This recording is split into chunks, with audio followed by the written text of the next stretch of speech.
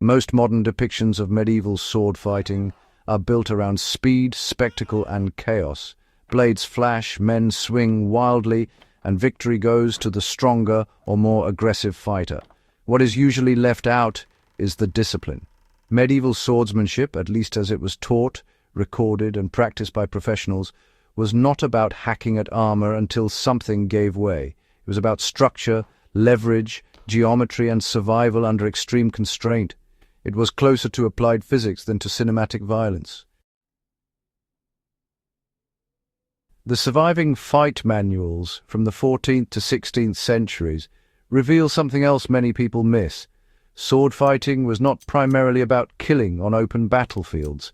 It was about personal defense, judicial duels, battlefield survival in tight formations, and the grim reality of armored combat where a sharp edge alone was often insufficient.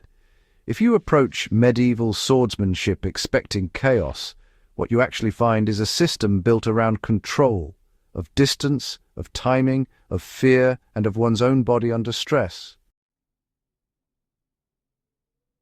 The foundation of our knowledge comes from the Fechtbücher, the German fight books, and their Italian counterparts. Masters like Johannes Liechtenauer, Fiore di Liberi, and later Joachim Meyer recorded techniques not as theatrical flourishes but as distilled lessons from real violence. These were professional systems passed from master to student, designed to prepare someone for lethal encounters. Liechtenauer's 14th century tradition emphasizes principles rather than sequences.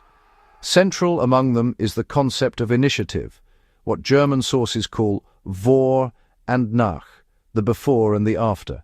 To act in the before was to seize initiative, forcing your opponent to respond. To fall into the after was to be reactive, to surrender tempo. This is not abstract philosophy. It reflects the simple reality that in a fight with steel weapons, hesitation invites injury. Italian traditions, particularly Fiore di Liberi's Fior di Battaglia from around 1409, place heavy emphasis on measure and crossing. Fiore teaches that once swords meet, once the blades cross, the fight becomes a contest of leverage and structure. At that moment, it is not strength that decides the outcome, but position. The blade becomes a lever, the hands fulcrums, the body a source of directed force. This focus on structure over strength shaped later European martial thought and influenced military training well into the Renaissance. It is one reason professional soldiers increasingly valued drill and cohesion over individual heroics. One of the most misunderstood aspects of medieval sword fighting is the effect of armor. By the late 14th and 15th centuries, high-quality plate armor could resist slashing cuts from a sword. Contrary to popular belief, knights were not easily sliced open through steel. This reality forced adaptation. Techniques evolved accordingly. In armored combat, swords were often gripped halfway along the blade in a technique modern historians call half-swording. This allowed the fighter to use the weapon as a short spear, targeting joints, visors, and gaps in armor. The sword became a thrusting tool rather than a cutting one.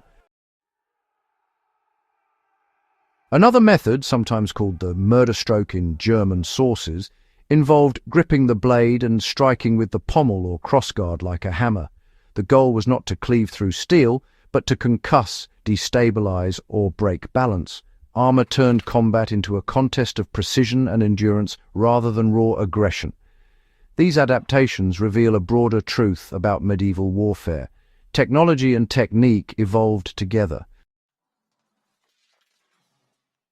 As armor improved, offensive methods shifted. As weapons adapted, armor changed in response. It was an arms race long before the age of gunpowder. In both German and Italian traditions, distance measure was paramount. A fighter who misjudged distance would either strike short and expose himself or overextend and lose balance. The manuals repeatedly stress the importance of stepping correctly, often in diagonal or triangular patterns, to maintain advantage. Timing was inseparable from distance. Many techniques involve simultaneous defense and attack. Rather than blocking and then striking, a trained swordsman would displace the opponent's blade while delivering a counter in a single motion. This reduced the window of vulnerability. Such methods were not merely elegant, they were honestly practical responses to the reality that fights were often brief and unforgiving. A single mistake could be fatal, you know. Under those conditions, economy of motion becomes a survival strategy. This focus on efficiency would later influence military drill. As armies professionalized in the early modern period, the idea that discipline and timing outweigh individual ferocity became embedded in European military doctrine.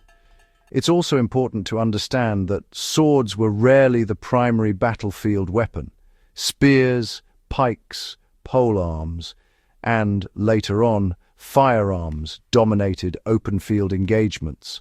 The sword was a sidearm, a backup, a personal weapon for when formations broke or fighting became just too close for longer arms.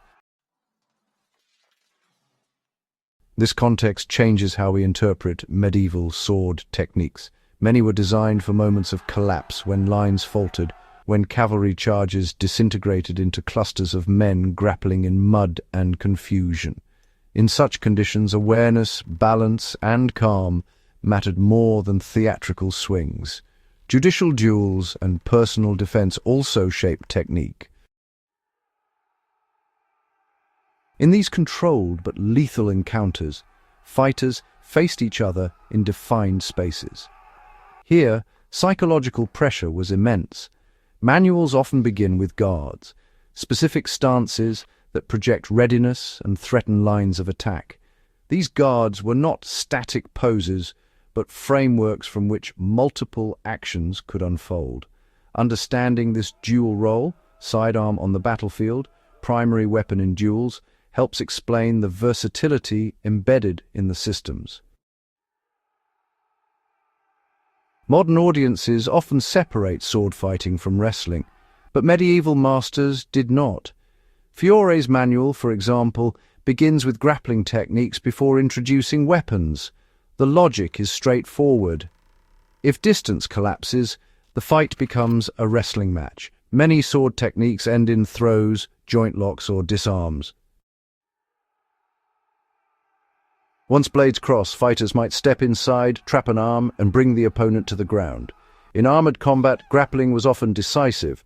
Once a fighter was on his back, the fight could end quickly through a targeted thrust. This integration reflects a survival mindset. A medieval combatant could not assume ideal conditions. He had to be prepared for slipping in mud, for losing grip, for being rushed unexpectedly. Versatility was not a luxury, it was necessity. The existence of detailed fight books, suggests organized instruction. Swordsmanship was not improvised on the day of battle. Guilds of fencing masters operated in cities across the Holy Roman Empire and Italy. Competitions were held, students trained under supervision. Training emphasized repetition and internalization. Techniques were encoded in short mnemonic verses to aid memory. The goal was not to memorize dozens of flashy moves, but to internalize principles, control the center line, dominate the bind, maintain structure. This disciplined approach shaped more than individual duels. It contributed to a broader culture of martial professionalism. As European states centralized power, they increasingly relied on trained soldiers rather than feudal levies. The mentality of structured training in swordsmanship foreshadowed the drill culture of early modern armies. By the 16th century, firearms were reshaping European warfare. Armor became, less practical against gunpowder weapons.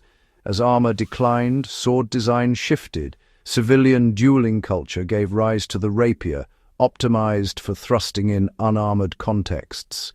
Yet even as battlefield relevance diminished, the intellectual legacy persisted. Concepts of measure, timing, and initiative carried into fencing schools. The scientific approach to personal combat honestly remained.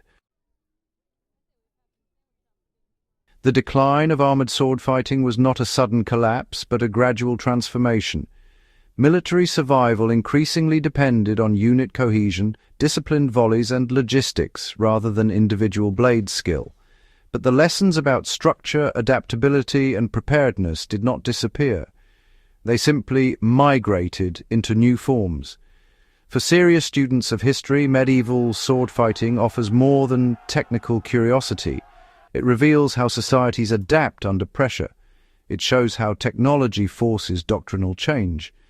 It demonstrates that survival in close combat depends less on aggression than on discipline, structure, and clarity under stress.